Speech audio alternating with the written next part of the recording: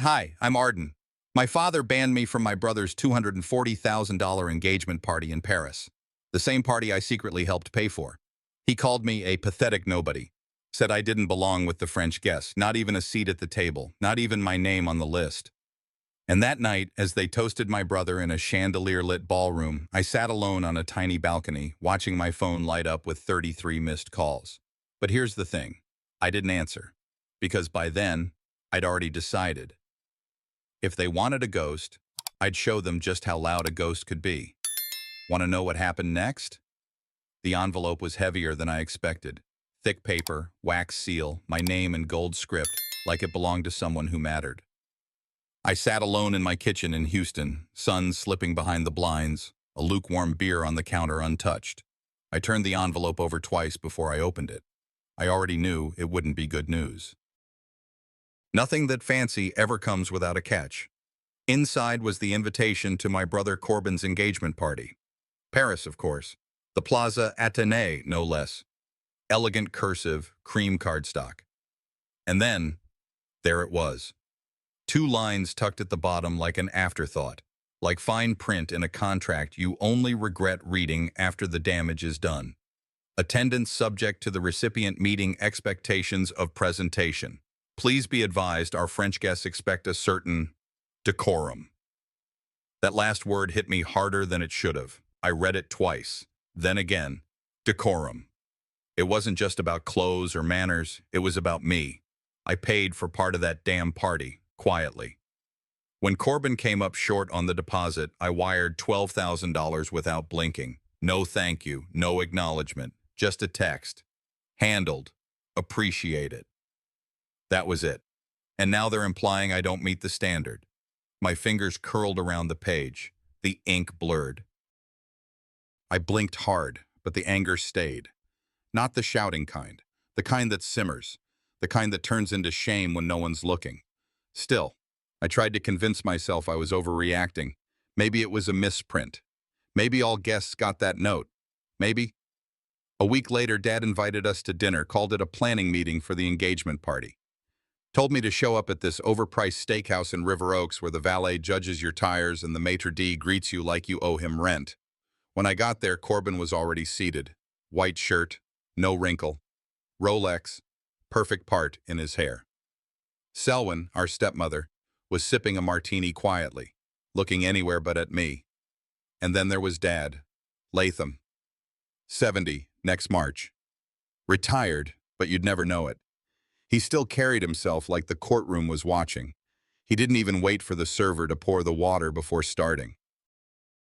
I need to make something clear, he said, loud enough for the next table to pause their conversation. This is a prestigious event. French diplomats, legacy families. We're not dragging any embarrassment across the Atlantic. He looked right at me when he said it. Corbin shifted, cleared his throat. Didn't say a word. I tried to smile.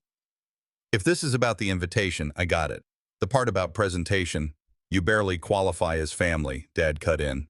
You think this is about suits and haircuts? No, it's about you being a pathetic nobody who can't hold a conversation that doesn't involve tech support or whatever it is you do.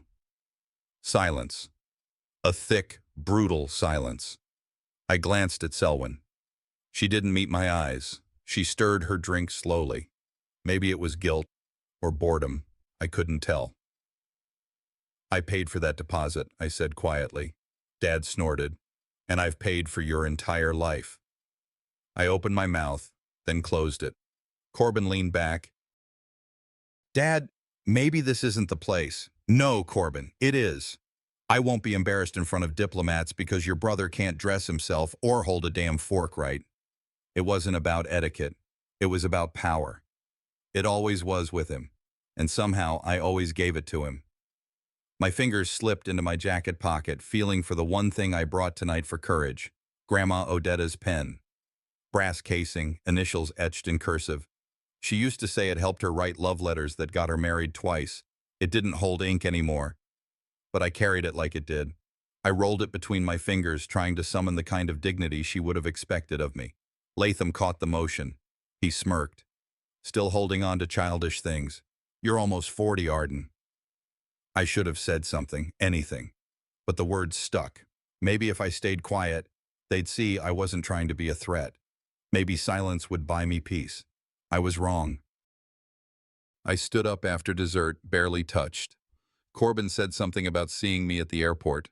I didn't answer. As I stepped out into the thick Texas night, I clutched that old pen like it could still write me out of this mess. And as I left that restaurant, clutching the useless pen in my hand, I knew this was just the beginning of my erasure. I didn't sleep much after that dinner. Even when I shut my eyes, I kept hearing my father's voice across the linen-covered table. You barely qualify as family. The words didn't echo. They sat heavy, like an anchor on my chest. 2 weeks passed. I kept my distance. No calls, no texts. I figured silence was safer, for them and for me. Then came the email. It landed in my inbox on a Thursday morning while I was eating toast over the sink before my first meeting. The subject line read, Updated Paris Seating Plan, Final Draft, sent by Maris, the wedding planner. I tapped it open, crumbs still on my fingers. At first, I just skimmed. Bride's family to the left, groom's to the right, French delegation dead center. A full-color chart, the tables numbered like clock arms around a grand ballroom. Then I looked for my name, not front and center, not even near Corbin. I kept scrolling, slowly, then I found it. Table 18, next to a server station. Tucked between audio tech, Francois, and venue translator, Ghislaine. I blinked, zoomed in. Maybe it was a formatting error. Nope, it was deliberate. My full name, squished into the margin. Arden Wyatt, grooms extended. Extended. Like I was some fourth cousin who RSVP'd too late. I sat down at the kitchen table and stared at the screen. The insult at the steakhouse. It hadn't been a warning. It was a blueprint. They didn't just want me out of the picture. They wanted me erased without making a scene. My fingers hovered over the phone. For a moment, I hesitated, but something in me refused to let it slide. I called Corbin. He picked up on the second ring, breathless, like he'd been in the middle of something more important. Probably was. Hey, he said casual. What's up? I saw the seating chart. A pause. Yeah? I'm at the staff table, Corbin. Did you know that? Another pause. Longer. It's a decision Maris made. For flow. You know how she is. OCD about layout. I said nothing. You know Dad doesn't want distractions front and center, he added quickly. He wants the room polished. Tight. You get it, right? There it was. The knife. No, I don't get it, I said. I thought family was supposed to be front and center. He exhaled. Don't take it personally, it's not a big deal. Besides, it's Paris. You'll love the city. That's when he dropped the next bomb. Oh, meant to say thanks for helping me look good with the venue. Dad's been bragging about how I handled the deposit. Said I stepped up. My throat tightened. I gripped the phone tighter. What are you talking about? The Paris venue. Dad thinks I covered it. I didn't correct him. Just easier that way. I leaned back in my chair. My chest felt hollow. I wired 50 grand, Corbin.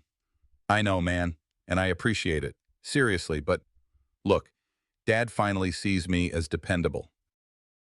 Don't take that from me.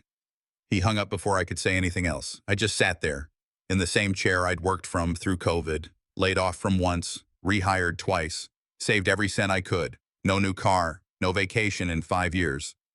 Because when Corbin called in a panic about the venue, I wired the money without blinking.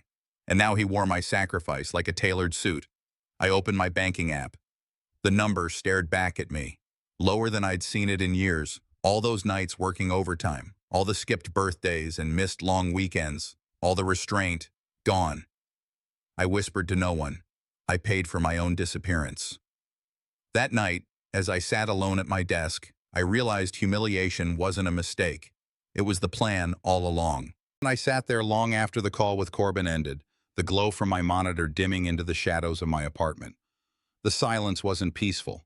It was the kind that pulls you backward toward memories you've spent decades avoiding. I didn't plan to open the box, but my hand reached for it anyway. It was tucked on the bottom shelf of my bookcase behind a stack of old cables and software manuals. A dusty plastic storage bin, the kind people keep under beds and forget. I pulled it out, sat cross-legged on the rug, and pried open the lid. Inside were 2 photo albums, a few crumpled birthday cards, and a dried corsage from someone I couldn't even name anymore. I opened the first album slowly. The pages stuck together a little, the plastic film lifting at the edges. There he was. Corbin, age 7, grinning ear to ear, holding a second-place soccer trophy like it was gold. Another picture. Corbin blowing out candles on a birthday cake while everyone clapped. Dad standing right behind him, one hand proudly on his shoulder. I kept flipping. Family trip to the Grand Canyon. Corbin at the edge, arms outstretched like a movie hero. Me, barely visible, off to the side, half-cropped, blinking at the sun. Another page. Corbin in his high school Letterman jacket, Mom pinning the corsage for prom. And me, again, hovering somewhere in the background, either blurry or looking the wrong way. Like the camera forgot I was there. The funny thing is, I never noticed it as a kid. I thought that's just how family albums worked. One person always looked better in photos, right? But now, seeing the pattern all at once, it was undeniable. I wasn't just forgotten, I was edited out. I turned to the last page and stopped. There, taped into the corner, was the program from my middle school play. A Midsummer Night's Dream, 7th grade production. I was 12. I played Oberon, not because I was the best actor, but because I worked the hardest. I stayed late, memorized early, built half the props myself. I remember the night of the performance, peeking out from backstage, scanning the audience. I looked for Dad. I remember thinking he'd sit right in the center like he always did for Corbin's games, but he wasn't there. I found out later he was at Corbin's basketball tournament, said it couldn't wait. "You'll understand when you're older," he told me. I'm older now. And no, I don't. I closed the program gently and laid it beside me. My hand brushed the edge of an old envelope tucked into the album's back sleeve. I pulled it out. It was the award letter. The scholarship. Full tuition for a summer abroad program in London. The first real thing I ever won that Corbin didn't. I remembered bringing it to dinner at Papado's, excited, proud, in a way I rarely let myself feel. I barely got 3 words out before Dad cut me off. "Let's not bore everyone," he said. "Corbin just made varsity." That's real news. Everyone laughed. Even Mom. I remember folding the letter and sliding it back into my pocket. Never mentioned it again. I stared at that envelope now. The paper yellowed, the ink faded. But the sting was just as fresh. It hit me all at once. The seating chart, the insult at the steakhouse, the stolen credit for the deposit. It wasn't new. It was just a refined version of what had always been. I stood up, walked over to my kitchen sink, and splashed cold water on my face. The reflection in the window didn't surprise me. It was the same boy backstage, still waiting for his father to look his way. I dried my hands and turned off the light, but something in me had shifted. There was no outburst, no slammed drawers, just a quiet awareness, like the first deep breath before a long swim. I whispered to no one. I was always the shadow. Paris just proved it. And as the memory sharpened, I realized Paris wasn't just another party. It was my final test. I stood by the window, lights off, the city's dull orange glow bleeding through the glass. The memories still clung to me. Old photographs, silenced triumphs, a boy scanning an audience for a father who never showed. I hadn't moved in hours, my feet now sore from pacing, my thoughts circling the same track like a scratched record. The silence was suddenly pierced by a sound I didn't expect this late, my phone ringing. I walked slowly toward it, heart tightening. Dad blinked across the screen. For a second, I almost let it go to voicemail, but something in me, a reflex carved out of decades of obedience, made me swipe to answer. "Arden," my father said. His voice didn't waver. It was clear, clipped, controlled. He could have been calling about a legal document, not his own son. "I'll keep this brief," he continued. "You will not be attending Corbin's engagement in Paris." I stayed quiet, waiting for the punchline that never came. "It's not your place," he added, each word deliberate. "We can't afford distractions, especially not in front of the French family. You understand that, don't you?" He didn't wait for a reply. "I've spoken with Maris, the planner. She'll make sure the guest list reflects this decision." A cold numbness crept over me. I leaned my hand on the kitchen counter to steady myself. "But I paid for—" He cut me off. And that was appreciated. Quiet support has always suited you. You've never been one for the spotlight. I bit down on my tongue so hard it hurt. It's a matter of image, he went on, like a CEO justifying a layoff. Corbin represents the future of this family. His fiancée comes from a distinguished French lineage. There's press involved, diplomats, high society. We simply can't risk complications. Then the dagger. You've always struggled to fit. You tend to disrupt. The word hung there like smoke in a room with no windows. I stared out the window, my reflection staring back, hollow-eyed, lips parted in disbelief. "You're doing the right thing," he added, his tone softening in a way that felt rehearsed. "You'll stay behind, hold down the fort, so to speak, like you always do." A silence stretched between us. Then he said it again, like a nail sealing the coffin. "It's better this way. Don't make this harder than it needs to be." I didn't argue. I didn't cry. I just hung up. The screen dimmed to black, and I saw myself reflected there too. Just a faint outline. A shadow. I walked to the sink, filled a glass, and took a long sip. My hands trembled slightly as I set it down. I stood there for a moment, watching the condensation slide down the glass, before I walked back to my desk. I sank into the chair, slowly, deliberately. My laptop was still open. I hadn't closed it after checking my bank account earlier. The tab was still up, the number still there, a gaping hole where $50,000 used to be. I whispered into the dark, not to anyone, maybe not even to myself. Even after paying for the damn celebration, I'm nothing but their shadow. That was the moment something shifted. Not dramatically, not with fireworks or loud music, but like the first turn of a locked doorknob. Subtle. I wasn't crying. I wasn't spiraling. I was staring through it all now. Through the cold tone of my father's voice, through Corbin's silence, through the way this family had always worked. And somewhere deep inside, the part of me that used to hope, used to wait for applause or permission, grew quiet. It made room for something else. I didn't have a plan yet, but I had a decision. No more disappearing quietly. I tapped the trackpad and checked my email, mostly junk, a few client follow-ups. Then I saw it, a new message from Maris, the wedding planner. Subject line, updated seating plan, final. I hesitated for a second, then clicked. And then I saw it, the seating chart, emailed to me by mistake, proving just how invisible they thought I was. I hadn't planned to open my laptop again that evening. The last few days had left me hollowed out, first the call, then the silence that followed. But when I saw the notification pop up in my inbox, subject line, finalized seating chart, Paris event, I paused.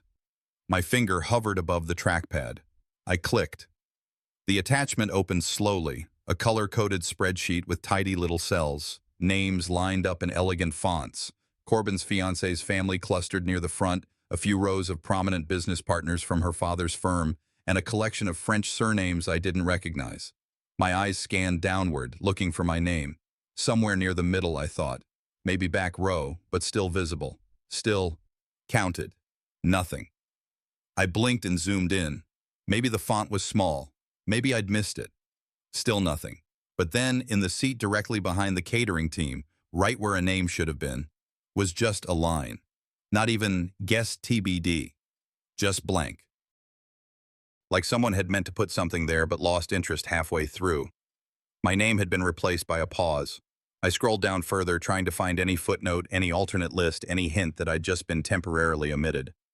Instead, I found a note, small, italicized, wedged at the bottom of the email. "We will include a brief thank you acknowledging Corbin's generous financial support toward the Paris venue." I reread it, and reread it again. $120,000. That's what I'd wired. Quietly, on a Tuesday morning, no fanfare, no receipts paraded. Because I thought, for once, maybe if I didn't ask for credit, I'd just receive it. But there it was, written plain as daylight. My brother was being crowned the benefactor. I was being written out of the story, again. I slammed the laptop shut hard enough that the coffee mug beside it trembled. My pulse kicked up. I stood too quickly, knocking over the chair, the metal legs clanging against the hardwood. The noise echoed around the apartment, a jarring contrast to the silence that had cocooned me for hours. I stared out the window. The skyline of downtown Houston glittered with office lights and traffic. It should have been a comforting view, familiar. But that night, the glass only reflected my face, tight-jawed, tired eyes, someone caught in the loop of being nearly enough, but never quite. The voice in my head whispered what I'd always known.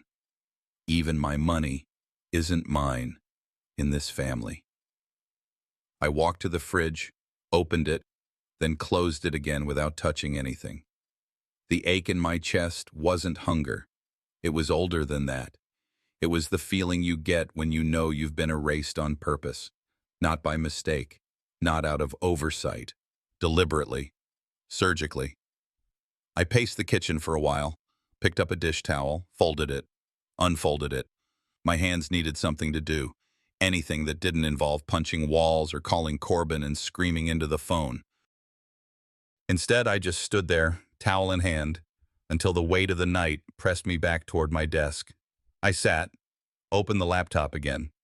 Not because I wanted to see it, but because I needed to be sure I hadn't imagined it all. The chart blinked back to life, still blank, still cold, and just below the last row of names, a new message had appeared, likely part of the updated thread.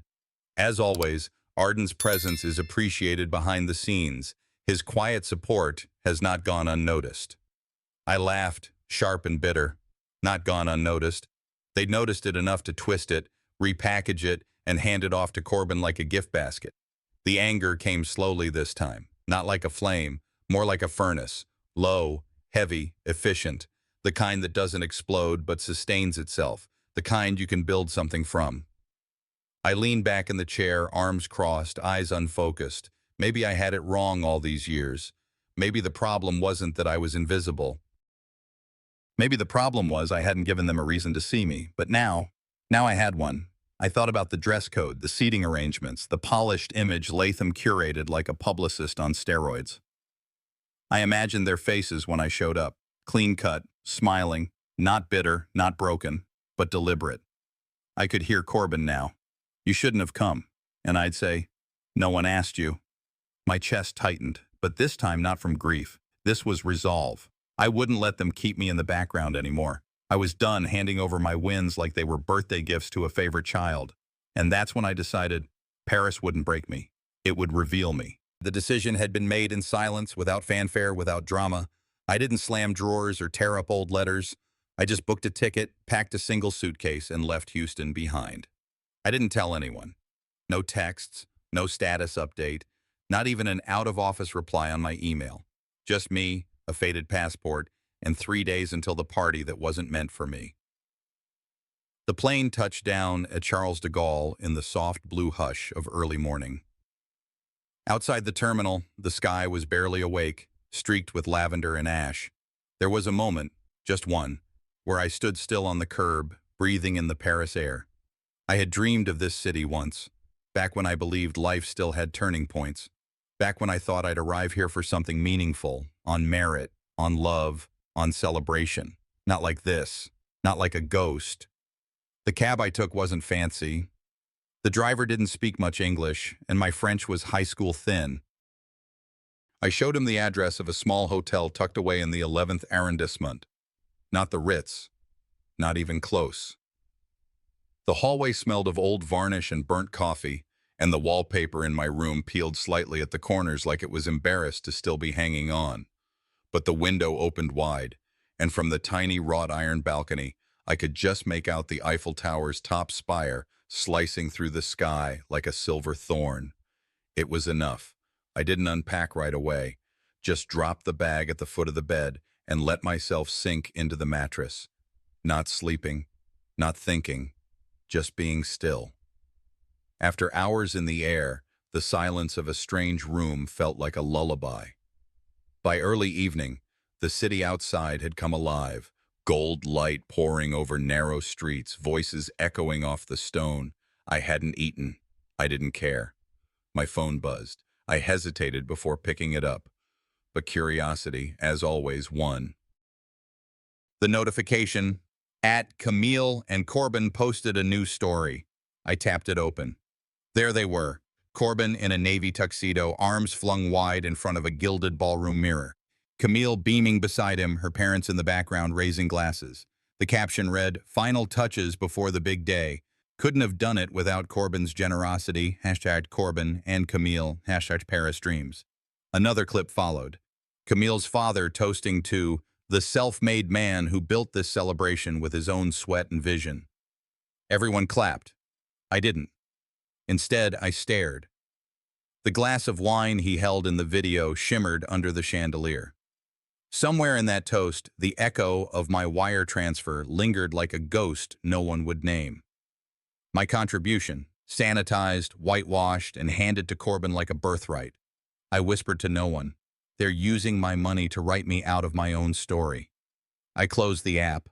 Across the room, my laptop blinked. I opened it and scanned the event itinerary that had been emailed to me accidentally. Again, there was no mention of me. Not in the planning, not in the speeches, not in the backup plans.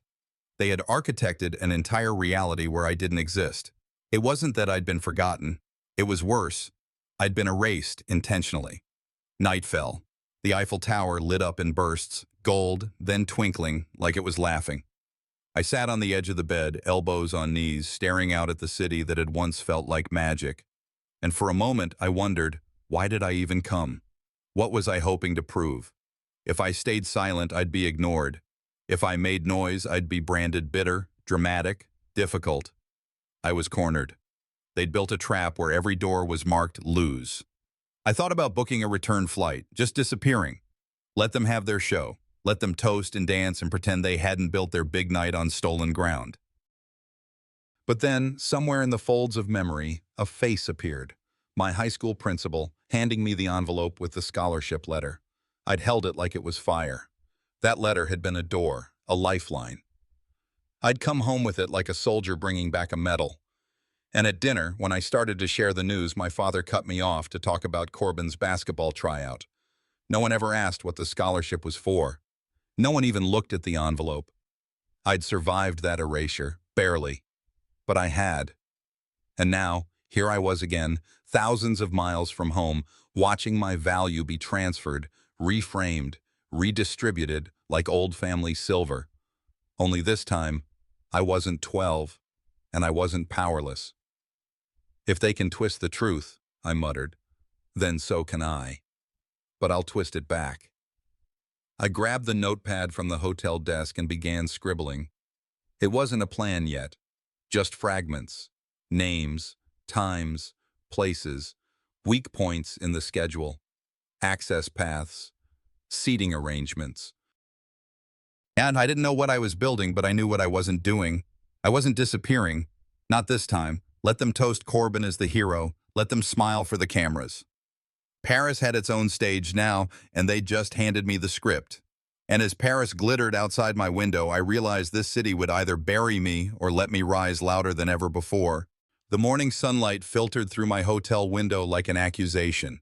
Bright, bold, and impossible to ignore. I'd hardly slept, but I was up before the city even stirred. My black blazer hung neatly on the back of the door, crisp, silent, waiting. By 9:30 a.m., I was outside the restaurant, an upscale terrace cafe that overlooked the Seine, where champagne glasses sparkled even in the daylight. The brunch had started 20 minutes earlier. I knew that. I'd planned it. I stood on the edge of the sidewalk, watching through the iron gate as waiters wove through tables carrying carafes of mimosas and platters of croissants. Laughter rose from the crowd, light, privileged, unbothered. French accents mingled with Southern drawls and curated conversation. Then I stepped forward. The host blinked when I gave my name, as if caught between recognition and instruction, but I didn't give him a chance to stop me. I walked past him and onto the terrace. The moment I crossed the threshold, the air shifted. Chairs didn't screech. No one gasped aloud, but forks paused midair, and the energy dipped one octave into something tighter, controlled. chilled. My father's jaw tightened instantly. His fingers stopped swirling his espresso. Corbin, seated at the head of a long white table, stood slowly with the kind of half-smile people wear when they're caught in public with someone they hoped never to see again. Camille blinked once, lips parting in surprise. Her mother leaned in, whispering something behind her napkin. I nodded politely toward Camille. Bonjour, I said, keeping my tone even. Congratulations. She recovered quickly, too quickly, and extended her hand with a thin-lipped smile. Arden, we weren't expecting you.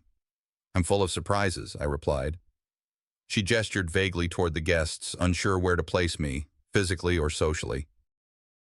I spared her the trouble and took a seat at the far end of the table, one that hadn't been set.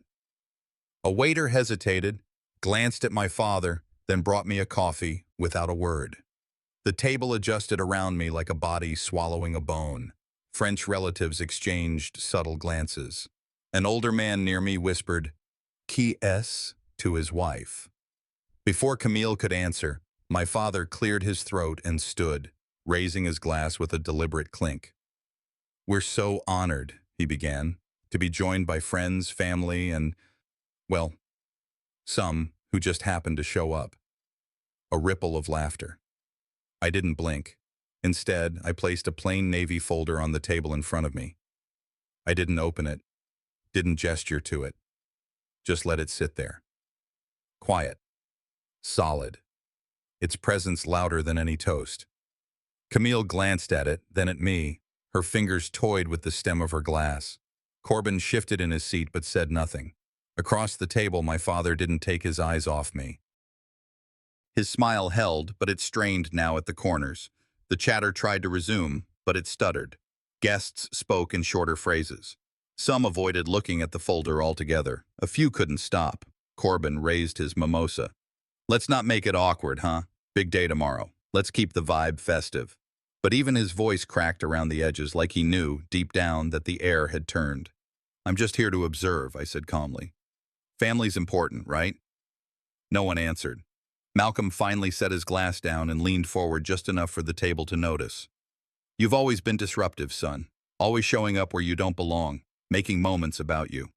I met his stare. Maybe the moments were never yours to control. He chuckled, but it was brittle. You flew all this way to make a scene? I leaned back in my chair, hands folded over the folder. No, I flew all this way to be seen. The table fell quiet again. Even the waiters moved slower now. Camille cleared her throat and reached for a bread basket. We should eat. The eggs will go cold. But no one touched their plates. My father stood again, but this time didn't raise his glass. This weekend isn't about you, Arden. It's about your brother and the beautiful woman he's about to marry.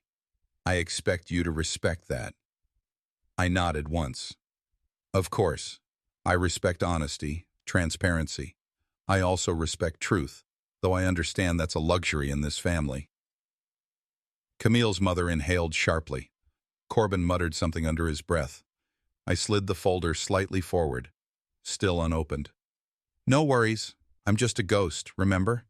And then I smiled, not out of spite, not out of revenge, but because I could finally see them squirm.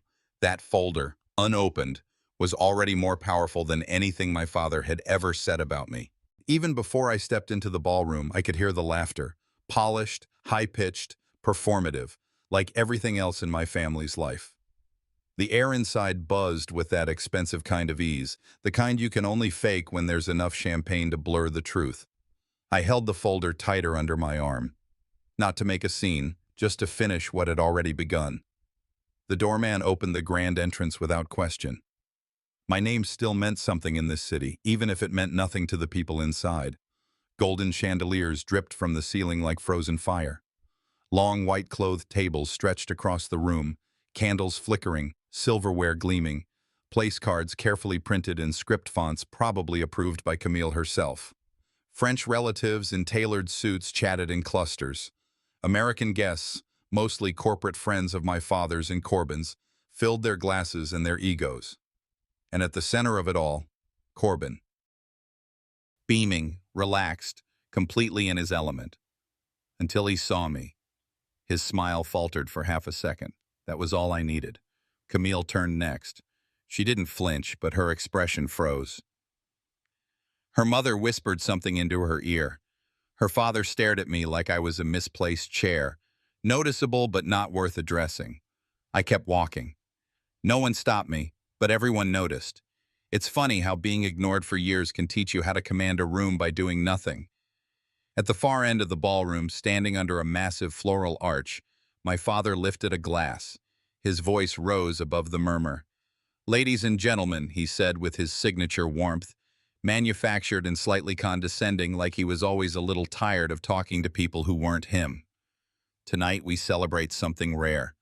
Not just love, but loyalty, generosity, family." He paused, eyes sweeping across the crowd, then landing on me for a beat too long. "Corbin has done so much to make this celebration possible. His drive, his commitment, his success. Without him, none of this would be here." Applause, lots of it, loud enough to cover the pounding in my chest, but not loud enough to drown out the whisper that came from my left. A man in a navy tux, one of Corbin's business partners, leaned toward me. "And what do you do again?" He didn't mean it cruelly, but the smile that followed stung worse than any insult. I smiled back, then reached into my blazer and pulled out the folder. Quietly, deliberately. I walked to the nearest empty table and placed it down in the center. Conversations paused, forks halted, glasses froze midair. I opened it. Inside, signed wire transfers totaling over $120,000. Invoices from the venue, florist, caterer, all billed to my account. Contracts with the event planner, initialed by my father but with my name carefully removed. And then, the last page. A photo of Malcolm, handshaking the planner beside a banner that read, "Sponsored by the Whitaker family." I didn't say a word. I just let it sit there, let the room digest it. Someone gasped softly. A few others shifted in their chairs. The French relatives looked from me to Corbin, then to Malcolm. My voice was steady. I was never supposed to be here, but my money was welcome. Corbin stood, confused, defensive. "What is this, Arden? Some kind of stunt?" I looked at him, really looked, and said, "No, it's just clarity." My father stepped forward. His voice snapped like a whip. "You're pathetic. Always needing a moment, always playing victim. Money doesn't make you worthy, Arden." For the first time in my life, his voice cracked, and that crack, that tiny tear in the performance, that was enough. I didn't argue. I didn't raise my voice. I didn't throw the folder. I just turned to him and said quietly, "Maybe not. But tonight, truth does."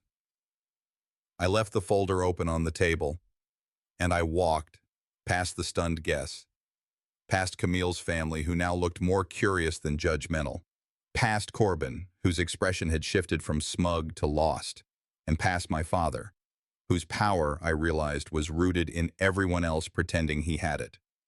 As I stepped out into the Paris night, cool air meeting my skin like a cleansing wave, my phone began to buzz. Text, call again, voicemail. I didn't answer, and I never would. Paris was quiet that morning, at least from where I stood.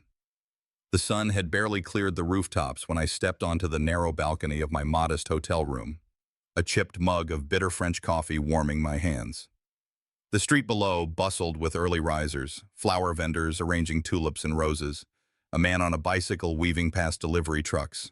Life moved on, and I wasn't sure if that calmed me or made the night before feel even more surreal.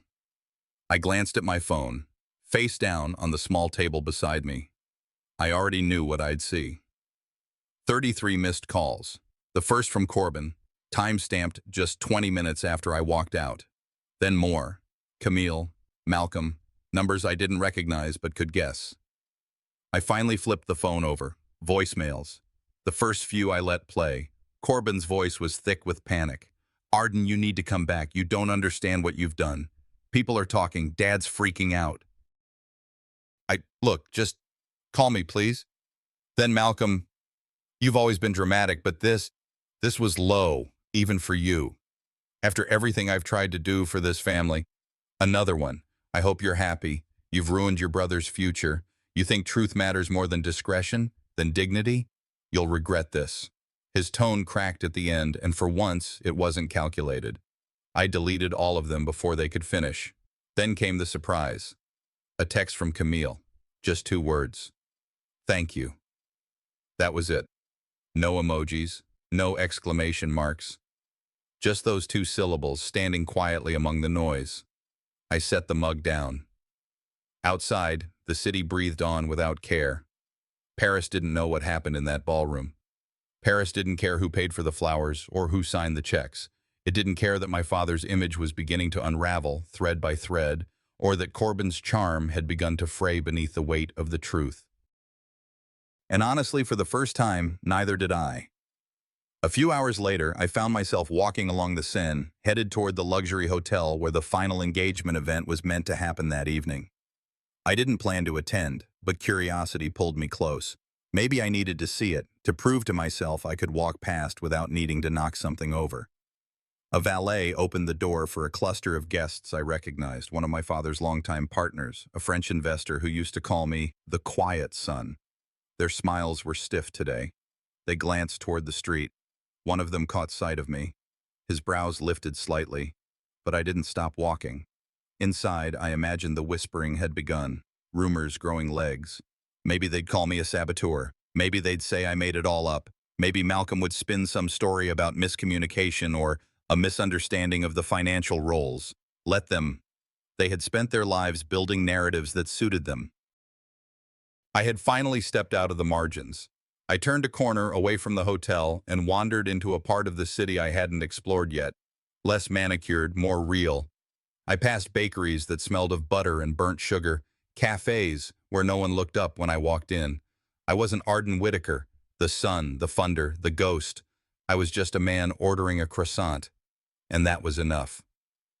Later, back at the hotel, I sat again on the balcony, the mug now filled with lukewarm tea. The sun was lower, casting shadows across the floor. My phone buzzed once more. I didn't look. Instead, I pulled an old photo from my wallet. Creased at the corners, half faded. It was the one from my childhood, taken at some long-forgotten barbecue. In it, Corbin stood front and center, beaming. My parents flanked him. And there, almost out of frame, was me, shoulders slouched, half cut from the print. I studied it for a long time. Then I folded it, set it aside, and pictured something else. A new image, one not yet taken, one not dictated by who smiled widest or stood tallest. I saw myself in it, not behind, not blurred, not cropped, centered, still, seen. For once, I wasn't waiting to be invited into the picture. I was already in it, sharp and undeniable.